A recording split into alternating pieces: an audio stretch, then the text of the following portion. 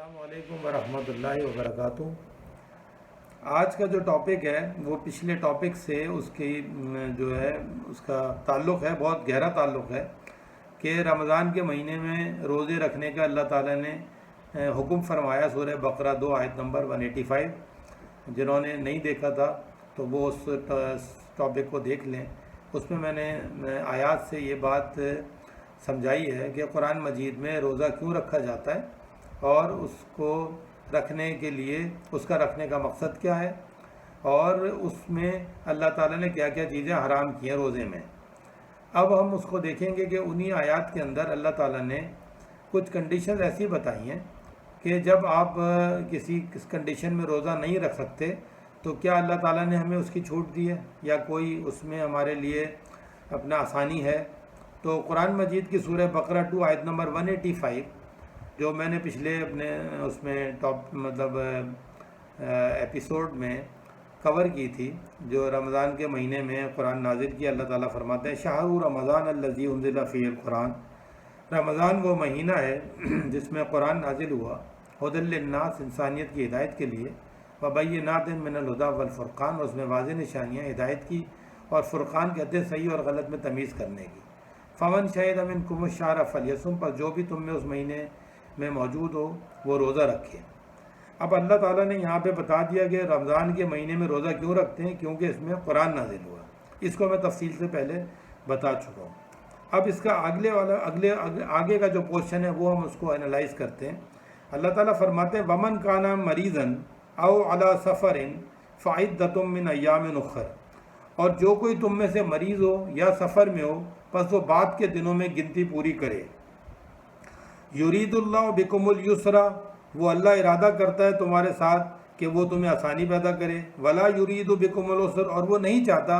نہیں ارادہ کرتا کہ تمہارے لیے مشکل پیدا کرے۔ تو یہ بات اللہ تعالیٰ نے خود سمجھا دی کہ اللہ تعالیٰ آسانی پیدا کرنا چاہتا ہے، تمہارے لیے مشکل پیدا نہیں کرنا چاہتا روزے رکھوا کے۔ یعنی اس سے یہ جملے سے یہ بات ثابت ہو گئی کہ ہمیں اللہ تعالیٰ نے روزہ رکھوا کے کوئی مشکلات میں نہیں ڈالا ہے، بلکہ اس کا ایک مقصد ہے جو میں پچھلے اس میں ڈسکس کر چکا ہوں، پچھلے اپنا جو ٹاپک میں،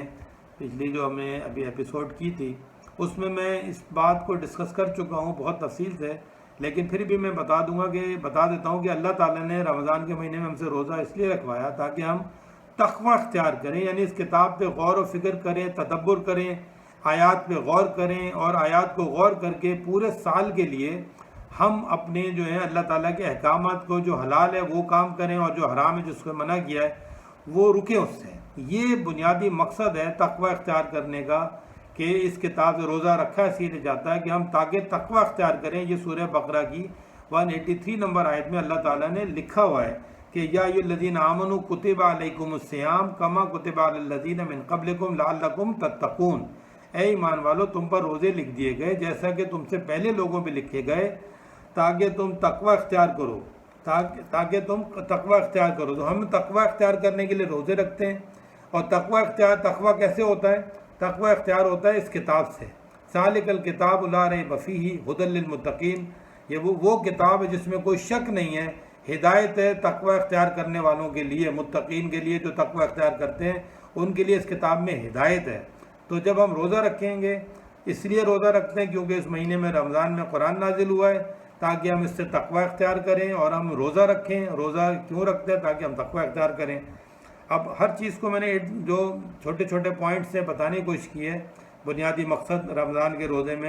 رمضان میں روزہ رکھنے کا مقصد بیان کیا۔ اب اس سے جو اگلا جو پوائنٹ ہے جو ہمارا ہے، اور ہمیں کہ ہم نے بیمار ہو یا سفر میں ہو تو اللہ تعالیٰ نے آسانی دی ہوئی ہے کہ ہم بعد کے دنوں میں گنتی پوری کر سکتے ہیں، لیکن 184 میں مزید جو کنڈیشنز ہیں ان کا بھی اللہ تعالیٰ نے ہمیں چھوٹ دی ہے۔ مزید کنڈیشنز کیا ہیں؟ سفر میں اور بیماری میں تو ہم بعد کے دنوں میں پوری کر سکتے ہیں، لیکن ایسا بھی ہو سکتا ہے کہ ہم بعد کے دنوں میں بھی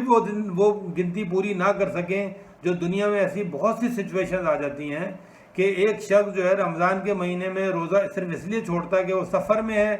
یا وہ بیماری کی حالت میں تھا، لیکن بعد میں بھی ایسا ہو سکتا ہے کہ وہ روزہ رکھنے کے قابل نہ رہے، بعد کے دنوں میں وہ گنتی پوری نہ کر سکے. وہ ایسی بھی سچویشن دنیا میں لوگوں کے اوپر ہیں، اور جب آپ سے لوگ سوال کریں گے تو آپ کو پتہ چلے گا، کیونکہ مجھ سے یہ سوال بہت کیے جاتے ہیں، اور دنیا کی بہت سی جگہوں کی کنڈیشنز اور بہت سے پروفیشنز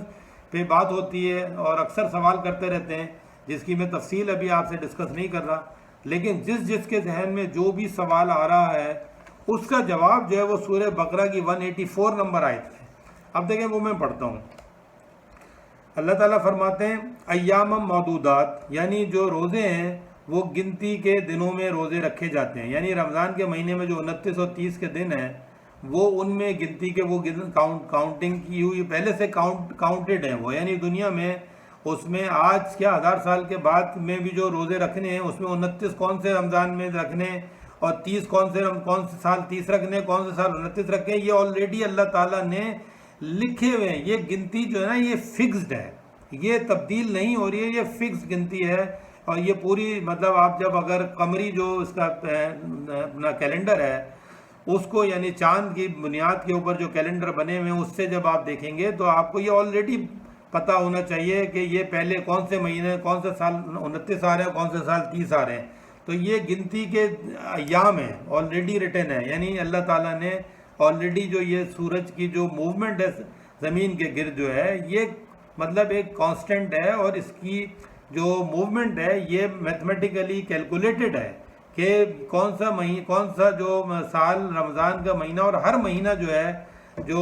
اپنا چاند کے مہینے وہ سب ریٹن ہے، مطلب آلریڈی کیلکولیٹڈ اور کاؤنٹڈ ہے، اس میں کوئی تبدیلی نہیں ہوتی ہے، وہ کمپلیٹ ہے. تو اللہ نے کہہ دیا رمضان کے مہینوں کے بارے میں ایام معدودات، یہ گنتی کے جو ایام ہیں جس میں ہم نے وہ روزے رکھنے 29 اور 30. ٹھیک ہے.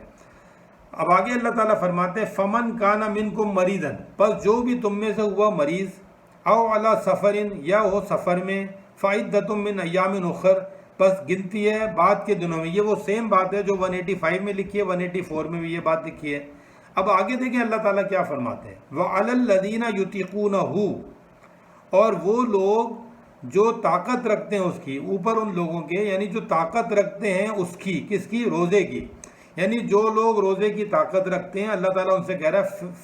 فدیتم طعام مسکین، فدیہ ہے طعام مسکین، یعنی ایک کھانا مسکین کو کھلانا اس کا ایک روزے کا فدیہ ہے. اب یہ بات اللہ تعالیٰ نے ایکسٹرا بات کی ہے یہاں پر، جو کہ بقرہ کی 185 میں نہیں کہی تھی، لیکن یہاں پر اللہ تعالیٰ نے ایڈیشنل یہ بات کی ہے. کن لوگوں کے لیے کی ہے؟ وہ لوگ جو طاقت رکھتے ہیں روزے کی اور وہ روزہ رمضان کے مہینے میں نہیں رکھتے، یعنی وہ لوگ جو طاقت رکھتے ہیں روزے کی اور وہ ایسی کنڈیشن میں گھرے ہوئے ہیں کہ وہ رمضان کے مہینے میں روزہ نہیں رکھ سکتے، یعنی سفر کے میں اور بیماری میں تو وہ لوگ روزہ اگلے بعد کے دنوں میں پورا کر لیں گے. لیکن اللہ تعالیٰ کہہ رہے ہیں وہ روزے کی طاقت رکھتے ہیں. وَعَلَى الَّذِينَ يُطِيقُونَهُ، اور لوگ جو طاقت رکھتے ہیں روزے کی، فدیۃ طعام مسکین، فدیہ ایک روزے کی جگہ ایک کا، ایک یعنی ایک روزے کی جگہ ایک مسکین کو کھانا کھلانا ہے، وہ اس کا فدیہ ہے. اب یہ بات کن لوگوں پر آتی ہے، یعنی کن لوگوں کی سچویشن اس میں لکھی ہے؟ وہ تمام لوگ جو رمضان کے مہینے میں روزہ نہیں رکھ سک رہے کسی بھی وجہ سے، اور بعد میں بھی وہ گنتی پوری نہیں کر سکتے، وہ لوگوں کے لیے اللہ تعالیٰ نے کہا ہے کہ فدیہ ہے طعام مسکین کا، یعنی ایک مسکین کو کھانا کھلانا ایک روزے کی جگہ پر. تو جس شخص کے اوپر بھی ایسی کنڈیشن دنیا میں آ رہی ہے اور وہ دنیا میں کسی بھی مقام پہ ایسے رہتا ہے اور کوئی بھی ایسے پروفیشن میں یا ایسے بزنس میں ہے جس کی وجہ سے وہ یا کوئی ایسی بیماری میں مبتلا ہو جاتا ہے کہ وہ طاقت تو رکھتا ہے روزے کی، لیکن اس کو جو ہے وہ پرسکرائب کر دیا جاتا ہے کہ آپ بعد میں بھی یہ روزہ نہ رکھیں، آپ کے لیے یہ بہتر ہوگا، ورنہ یہ آپ کی بیماری جو ہے اس میں امیونٹی جو ہے نا وہ نہیں ہے اتنی آپ کے اندر کہ وہ روزے کو کی وجہ سے جو ہے وہ بعد میں آپ کی امیونٹی جو ہے وہ اس طرح رہے. یعنی آپ کی باڈی کے کچھ پارٹس ایسے ہیں جو آپ کو پرابلم کر سکتے ہیں بعد میں، یعنی آپ کی بیماری جو ہے وہ بڑھ سکتی ہے، تو جس کی وجہ سے آپ وہ روزہ نہ رکھیں. تو جو بھی ایسی سچویشن ہو یا جو بھی ایسی ٹریولنگ کی کنڈیشن ہو کہ بعد کے دنوں میں بھی پورے آپ روزے کرنے کے قابل نہیں ہیں، تو اس کا اللہ تعالیٰ نے بتا دیا حل. اب آگے اللہ تعالیٰ فرما رہا ہے کہ فمن تطوع خیرن فہو خیر لہ، پس جو اطاعت کرے گا وہ بہتر ہے، پس وہ اس کے لیے بہتر ہو جائے گا۔ جو اس کو یعنی اطاعت کرے گا، اللہ کہہ رہا ہے اس کی یعنی جو اللہ تعالیٰ فرماتے ہیں تو خیر ہے، وہ بہتر ہے، فہو خیر لہ، وہ اس کے لیے بہتر ہو جائے گا۔ وان تصوموا، اور اگر تم روزہ رکھو، خیر لکم، تمہارے لیے بہتر ہے۔ اگر تم روزہ رکھ سکتے ہو تو تمہارے لیے بہتر ہے، ان کنتم تعلمون، اگر تم جانتے ہو۔ یعنی اس کا مطلب ہے کہ جان بوجھ کر آپ نے کوئی ایسی حرکت نہیں کرنی، کوئی جان بوجھ کر آپ نے روزوں کو سیکنڈری نہیں لینا ہے۔ روزہ پرائیورٹی ہے ہمارا، یعنی روزہ ہمارے لیے ہم پر فرض ہے اور ہمیں ضرور رکھنا ہے، لیکن اللہ تعالیٰ نے وہ کنڈیشن دے دی ہے، آپ کی ایک سچویشن آپ نے زیادہ بہتر انالائز کرنا اپنی زندگی میں